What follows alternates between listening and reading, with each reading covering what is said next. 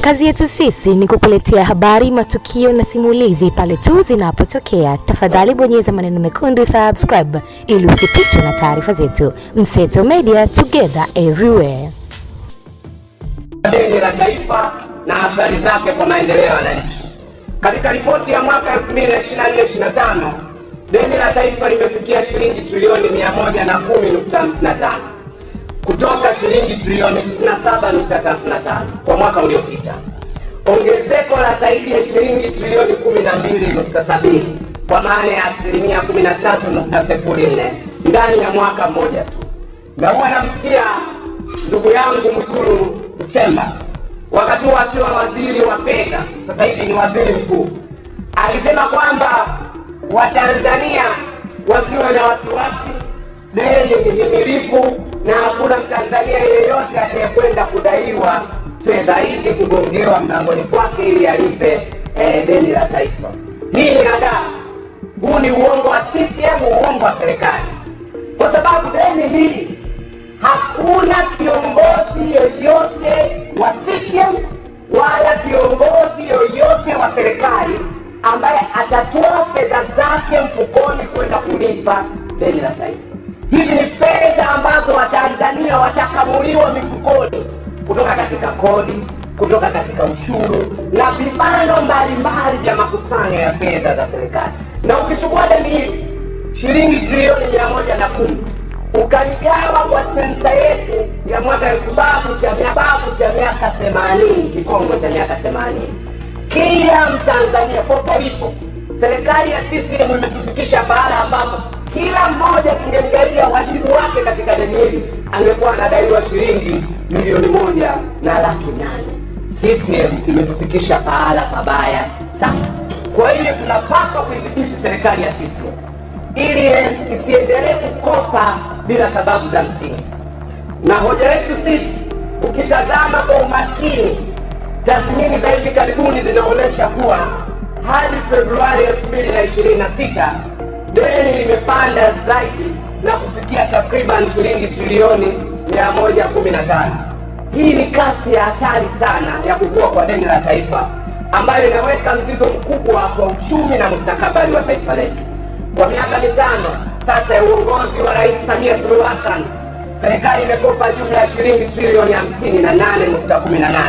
Kati ya hizo shilingi trilioni 38.7 ni mikopo ya msingi na shilingi trilioni 19.48 ni riba. Hii ina maana kwamba taifa linaingia kwenye mzunguko wa kukopa ili kulipa madeni ya zamani badala ya kuwekeza kwa tija ya wananchi. Takwimu za ukaguzi zinaonyesha picha hiyo hiyo.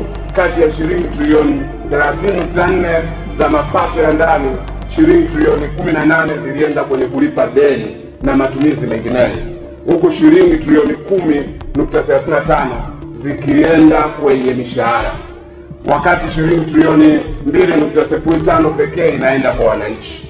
Kwa lugha rahisi, kila shilingi 100 tunazozikusanya sisi, shilingi 93 inakwenda kulipa deni na matumizi ya serikali na shilingi 6.7 pekee ndio inaelekeza kwenye maendeleo.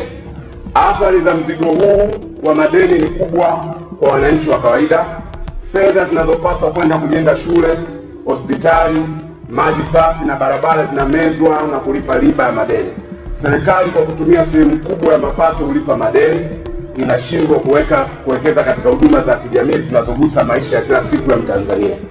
Badala ya kutoa huduma bora, tunajikuta tukilipa. CCM ni sikio la kufa. Tumekuwa kila mwaka tukiwashauri, hawazingatii ushauri wetu. Kwa hiyo haya tunayoyapendekeza leo, tunajua mambo yatakuwa ni yale yale, lakini kwa mwaka huu hatutoishi hapa.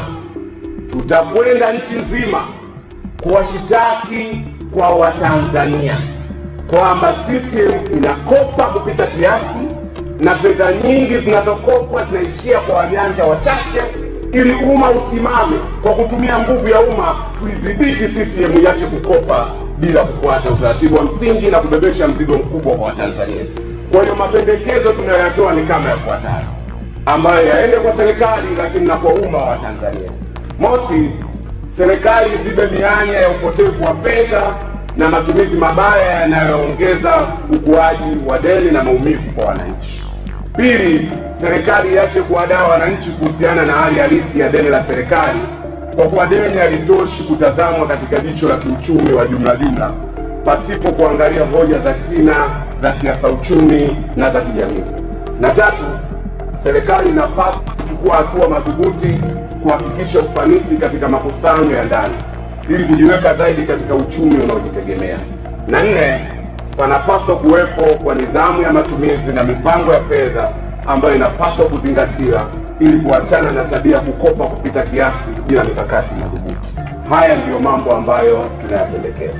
Hakikisha umesubscribe, comment, like na kushare. Mseto Media, we connect everywhere.